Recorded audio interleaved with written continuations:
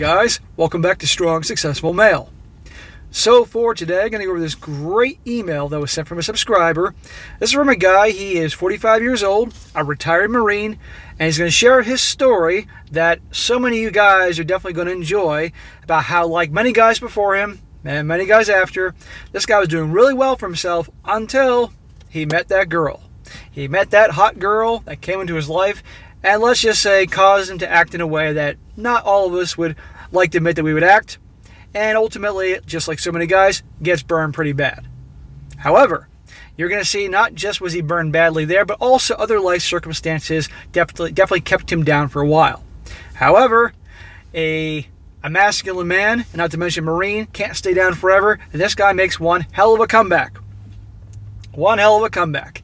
And to make things even better, has the last laugh when, to no surprise, this same gal comes back into his life later on down the road, because they all come back eventually and they all want a second chance and all that, and this guy's gonna have a great last laugh and satisfaction. And now he's doing great, but I thought it'd be a really good one to share, because for you guys out there watching this right now that are struggling, going through a tough time, life has dealt you a bad hand, and you feel like you can't get past it, you can't move on, you can't improve, this story is going to show you you can.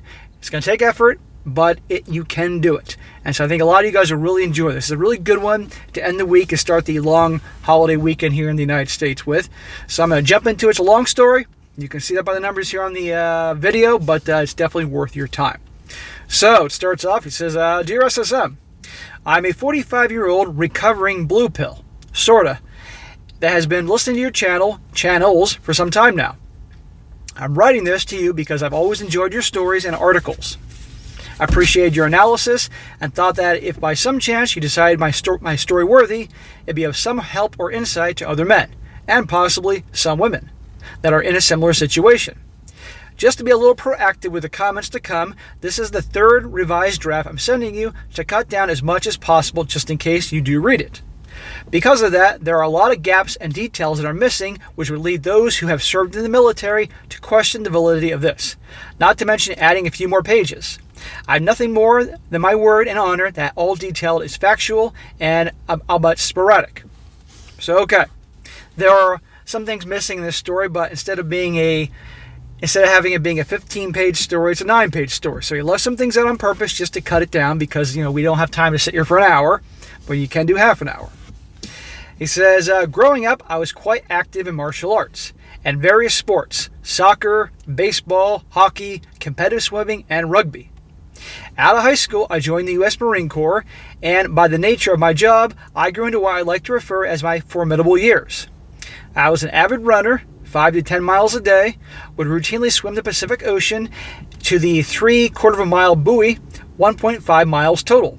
Continued the martial arts, hockey, and rugby. Damn, bro, you are one active dude. That's really impressive.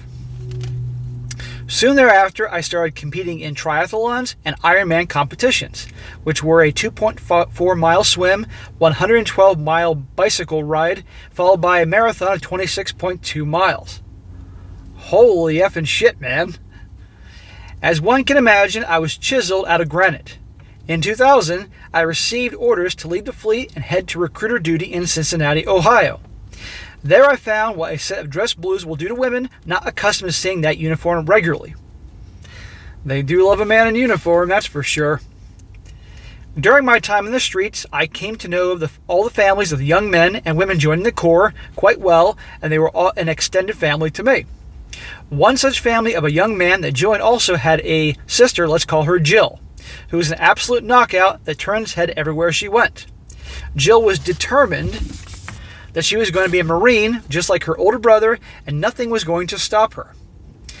At the time we met Jill, she was 16. Don't worry, on my life nothing ever happened like that, and as the years went by, she hung around the office and brought us plenty of leads to fill our contracting goals. In other words, she's so freaking hot, she could just rope guys in to come over to the recruiting station just to spend time with her, and they probably signed up just to impress her. The day came when she joined and shipped off to boot camp.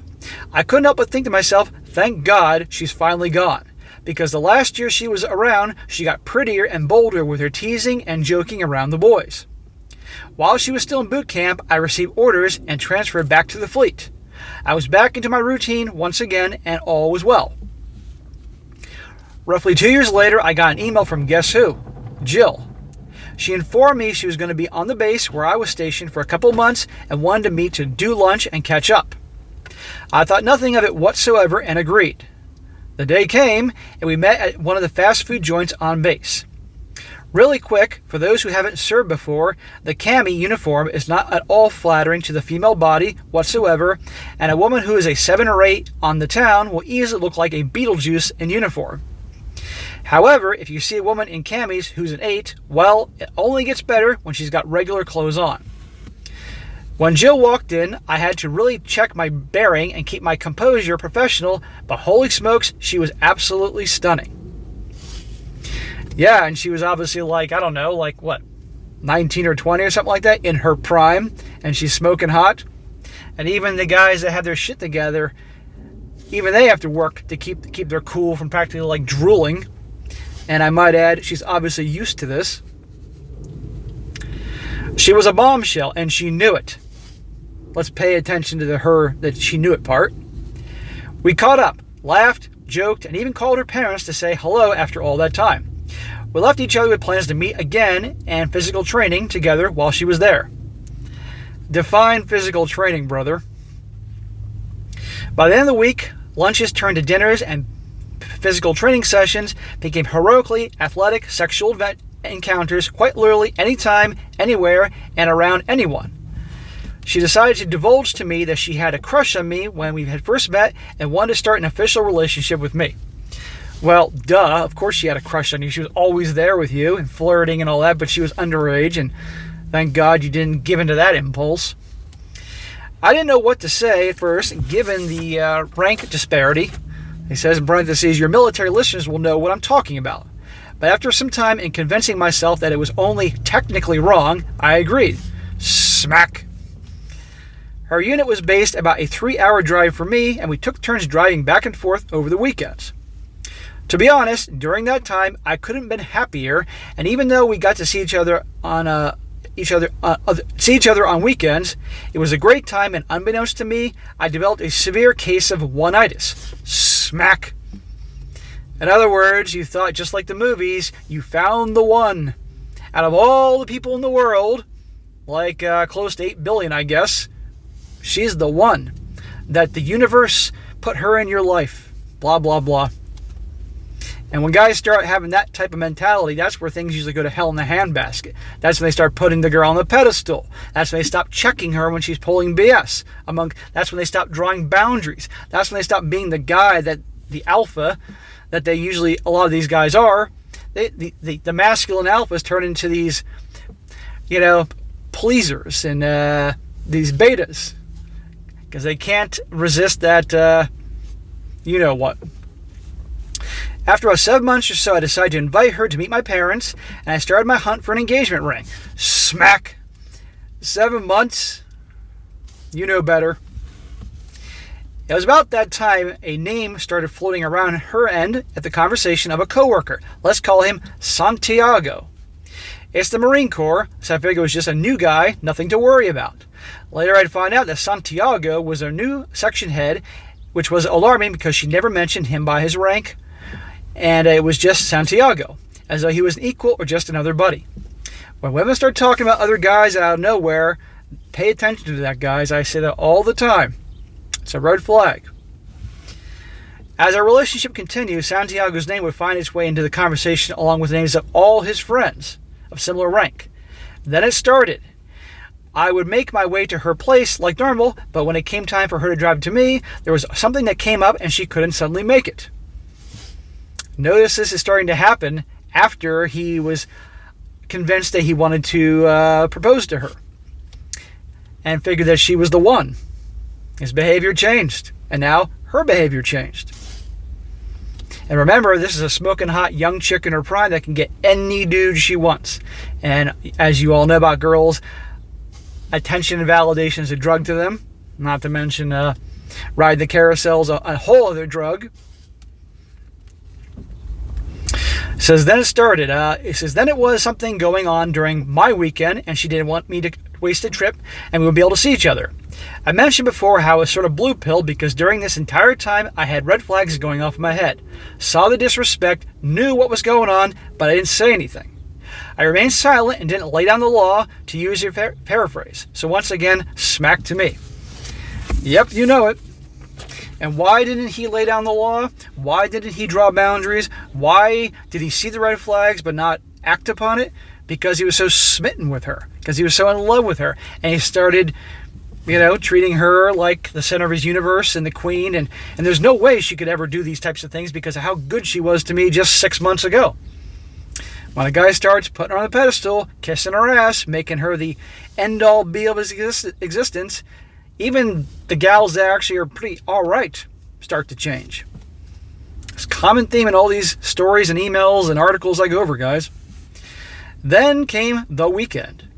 It was supposed to be my weekend to go see her, and while on the phone with her, she said that Santiago and his friends were planning to go to Las Vegas for the weekend and invited her to go with them, and if I would mind so much if she went along. Please, I smell trouble. This was my last straw. As a means of cold confirmation, I tactfully said, that sounds like a great idea, honey. Which hotel do you and I want to stay in? I'm pretty sure I can get the day off and have it ready for you before they drop you off. This, she was not expecting in the least, and that SOB, I could hear that guy coaching her on what to say, as the stuttering was being formulated into an excuse. I told her just to do me a favor and pack up all my stuff that happened to be there in her apartment and leave it with her roommate. I'll go and pick it up during her Vegas weekend and we're done. Although I did find a ring, by the way, I never proposed to her, thank God. Well, thank God for that. And obviously something told you not to propose to her. You knew something was wrong. But you still bought that damn ring. It wasn't until that moment I realized just how bad I was invested mentally and emotionally into her. I was completely devastated at losing her and basically gave up on myself. I gave up on myself and quit working out, stopped eating right, let my work slip, and overall just became a pathetic piece of crap until my true brothers quite literally came to my house, jerked my ass out of my chair, and smacked me around a bit and got me back in my grime. And that is what your brothers are for. I noticed he said here, they literally smacked him around. This is why I smack the stupid out of some of you guys sometimes, because that's what we all need that. Shit, I've needed it throughout my life, and I on occasion need it even now. Now, I'm not talking about with this type of stuff. I'm talking about other things. We all need that. That conversation with Jill was the last time I'd spoken to her, and truth be told, could have lived out the rest of my life never hearing from her again. About a year later, I met who would become my wife. Let's call her Dana. Dana wasn't at all the mold of what I had ever dated or looked for in a woman. Dana was beautiful, no doubt, yet for her entire life she was on the thicker side. She was never overly athletic or skinny by any means, but she was kind, attentive, feminine, and was quick to jump onto my program.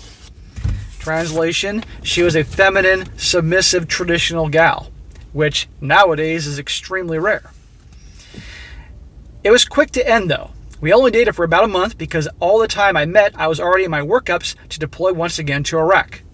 And I wasn't going to ask her to wait for me after only 1 month. Very smart. I did my tour and came home. Just a quick note, Dana and I met because she hired my niece and they became friends, so when my niece had a birthday party, Dana showed up. He said, well, I'm sitting at home one day and my niece calls and asks if she can swing by to say hello and inform me she had Dana with her.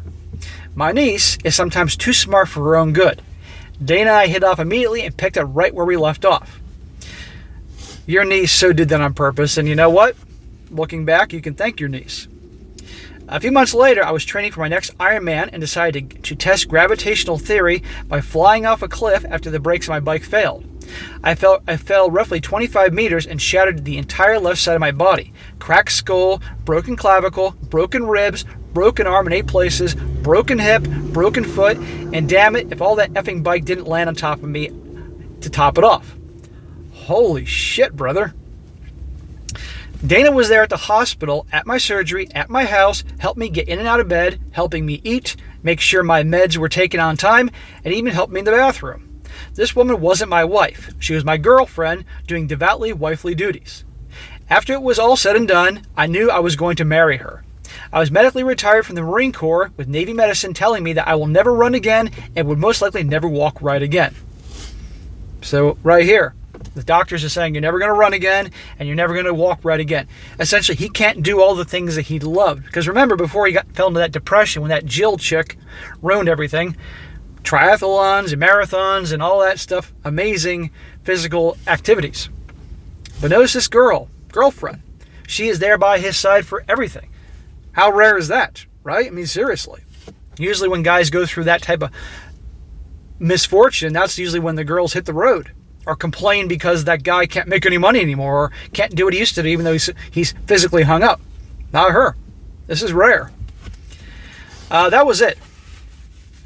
My career was cut short after almost 15 years in the Corps, and because I couldn't use my left side, I couldn't find a job. My entire world seemed pointless, and there was quite a few times I thought about self-deleting. But Dana was always there. She would take my violent outbursts in stride, would drive me to physical therapy even when I didn't want to go, and when I could no longer afford it, she went there and got every printout of every exercise I should be doing and made damn sure that I got done. Slowly, I came around. I got a job selling cars, and because I had the gift of gab, I was pretty darn good at it. Awesome, bro. You hit rock bottom, but she got your ass out to make sure you started your turnaround, and then you started to slowly do that. Over the years, I got sick and tired of using my injuries as an excuse and decided to start exercising on the regular. I found not only could I walk right for long distances, but I started running short distances as well. Well, so much for what the doctors say. You know how many stories I hear about guys who are pretty much told they're never going to do this again, never do that again, but they just would not take no for an answer. They would not give up, and they turn things around. It's amazing. That iron will. And I think it also helped that the Marine that you were, you could probably hear your drill sergeant barking orders at your boot camp to get off your ass and make things happen. Good for you, bro. I'm proud of you. This is where I knew I found a good woman because she started to come with me one day and said that she wanted to join me in my workouts and support me in my journey to get it all back. He says I had gone from a solid 180 to almost 300 pounds. I agreed, and we hired a trainer, cleared out damn near our entire refrigerator, and got to work. Years into it, we've together participated in Tough Mudders, Spartan races, 5Ks, half marathons, and sprint triathlons. Dana's gone from a size 14 to 16 to a 6 to an 8, and I'm currently hovering around 200 pounds. Bro, that is awesome. Guys, see what can be done here? And she joined in you with all that stuff. Now she's went from a size 14 to 16, thick girl, to a 6 to an 8. That's awesome. And look, 300 to 200 pounds? Bro, you're my hero. Absolutely. That is badass. Look what can be done, guys. They told me he wasn't going to run again. They told me he wasn't going to walk normal again. He didn't give up. All of us can make changes in our lives if we are so determined to do so. And it helps to have a good one by our side, with friends, family, or even the extremely rare good woman. It says here, because of her past, Dana has never been one to post any type of pictures of bikinis or show her body off in public whatsoever. This will be important later on. About 3 months ago, I came home from work and Dana was sitting at the kitchen table with a look on her face. Now we're getting to the good stuff, guys. Remember Jill? I could tell something was wrong and we were having a serious conversation. I sat down and I asked what was wrong, and she opened her phone and slid over to me. It was her DMs. She'd gotten a message from guess who? Jill. It said, "Hello, my name is Jill. I'm trying to find his real name. We are acquaintances from a long time ago. If I have the wrong person, please excuse me. If you know him, can you give him my number, please?" What I tell you, they always come back. But she's not contacting you. She's contacting your girl. I read that message and looked at the sender about 10 times trying to understand what was happening. I don't have Facebook or any other social media, for the record. I was completely unsure how she found my wife. Dana was well aware of the impact Jill had on me and how losing her derailed my life. After having a lengthy conversation, the look on her face was because she was concerned about old feelings cropping up and such. I assured her she had nothing to worry about and that the message was on her phone along with the phone number. The knock on my head makes numbers hard for me sometimes. And we went about our lives like normal. Roughly 2 weeks after that, I got a text message from an unknown number, and before I could delete it thinking it was a spam, I caught the preview window, and it was the same message my wife received. How the hell did Jill find me? Maybe she hired a PI. Who knows? I couldn't believe it. I had no intention of messaging back and was going to tell Dana about it, but then I remembered how just the mention of Jill affected her. I decided to ignore it and go on about my day. But the more and more I thought about it, the more I was afraid the next step was Jill showing up at my doorstep. Well, some are that psycho. So against my better judgment, I messaged back letting her know that she found me. At first, it was the nice pleasantries before she asked if I had a few minutes to talk. I lied and said I was at work and I couldn't talk, but I could text. I wasn't going to let there be any hint of doubt into my wife's mind later when I showed her the conversation. Jill took the bait and began spilling the beans about how she'd been trying to find me for the better part of a year, and how bad she felt over the years for the manner of our breakup, and she was stupid for going to Vegas with Santiago and his friends. Yeah, she feels bad now, and she's sorry now as to what you guys are about to see, what her life is like now. She had a great guy back then, but she pissed it all away because her ego was the size of Australia and thought she could get any guy, do whatever she wanted, that type of thing, because she was nothing more than a hot piece of ass. Well, those hot pieces of asses get older, and those hot pieces of asses put on weight. And wait till you see this. She said she always felt that it was me she was meant to be with, and if she could go back in time to change things, she wouldn't give Santiago the time of day, blah, blah, blah. Too late, lady. I learned about how she's a single mom of 2 kids from 2 different baby daddies and how she's ballooned up to almost 220 pounds at 5'4". Not the hot, sexy bombshell that she was all those years ago. Isn't that amazing? And talk about a stereotype. Not 1, but 2 kids with 2 different baby daddies, which one may question if she even knows who they are. And she's bulked up to 220 pounds. Remember how he said how hot she was? And literally she'd walk in the room and he did everything he could to keep his composure from practically drooling and having his mouth hit the floor like on a cartoon. 220 pounds at 5'4". That is a big girl. Meanwhile, this guy's wife is damn good looking and athletic and a size 6 or 7 or whatever it is. It says here, all of that, especially the confession, was no matter to me when she asked me the one question that infuriated me. Do you think if you were ever single again, you'd give me a second chance? It says, thank the Lord I was talking to her over text and not on the phone because I would have lost it on her. The good thing is that I wouldn't have ever go back to her to save humanity. But because fate doesn't offer opportunities like this regularly, I used it to garner disgust to replace my anger. I answered her question by telling her that I wanted to hear from her own mouth what happened in Las Vegas that weekend. I let on that I already knew from other people every detail, but that I wanted to hear it from her to prove she's got nothing to hide and sing like a canary like she did indeed. Turns out, while in Vegas, she wound up sleeping with Santiago, to no surprise there, but throughout the weekend, she also had his friends individually since she wasn't exclusive with Santiago. And no longer anchored by me. She hooked up with not just Santiago, who we all know something was going on, but managed to hook up with every single one of his friends on that trip. There you go. I bet you they wouldn't touch her with a 100-meter pole now, given that she's 220 pounds on a 5'4" frame, 2 kids, all that. And now she's looking to get this guy back. The delusion here is unreal. From looking like she did when she was younger in her prime, 19, 20, 21, whatever that was, to being 5'4", 220, I can't keep stressing that, and 2 kids, and she thinks that she could have a chance back with this guy. That's the mindset. This is an example. Once they have a perception of you guys, it's hard to change that. She is delusional.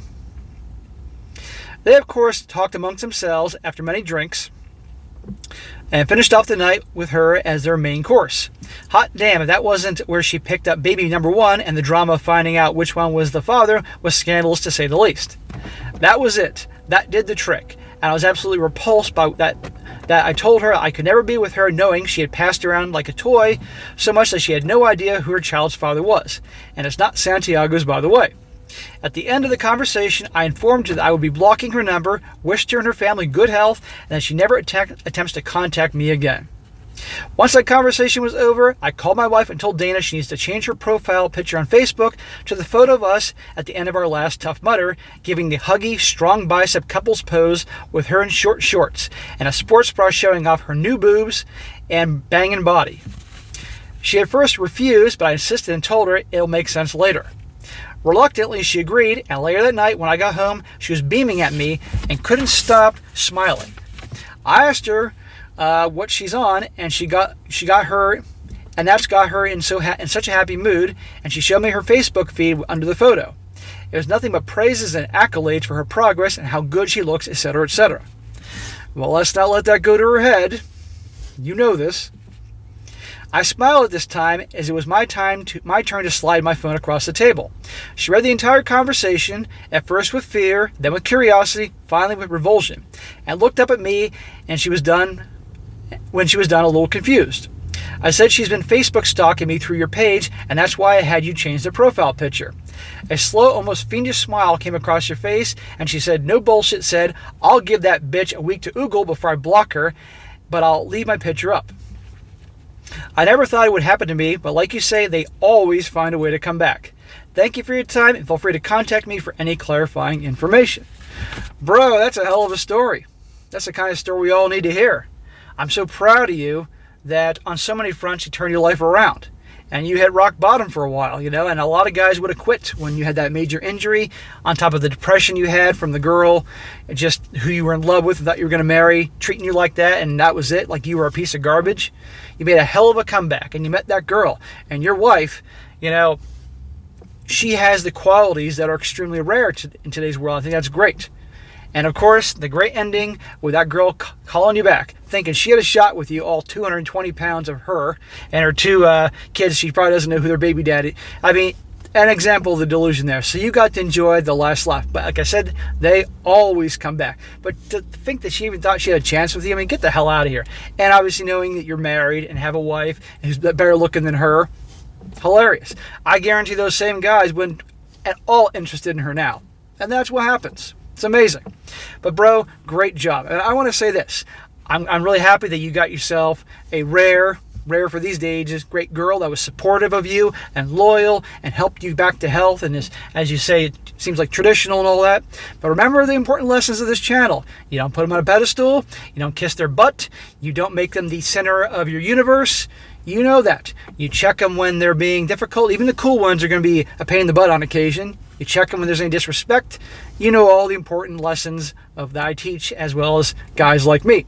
And you keep doing that. You keep being the masculine man that you are and being the leader. And since she's very good to you, you return that favor, etc., etc. And I think you'll do just fine. But great story, man. I'm so happy that you're doing well. Just keep doing what you're doing. I think what you do for fun, all those Spartan races and Tough Mudders and triathlons, that is kick ass. Not my thing. That's beyond what I like to do at this point. I did martial arts for 6 years, loved it. I've done a Spartan race, those types of things, but those triathlons, not for me. So I really, hats off to you, bro. But great story here. So guys, if you guys are going through hardships, having a hard time turning things around, whatever, here's an example. It can be done. You can find a way, make it happen.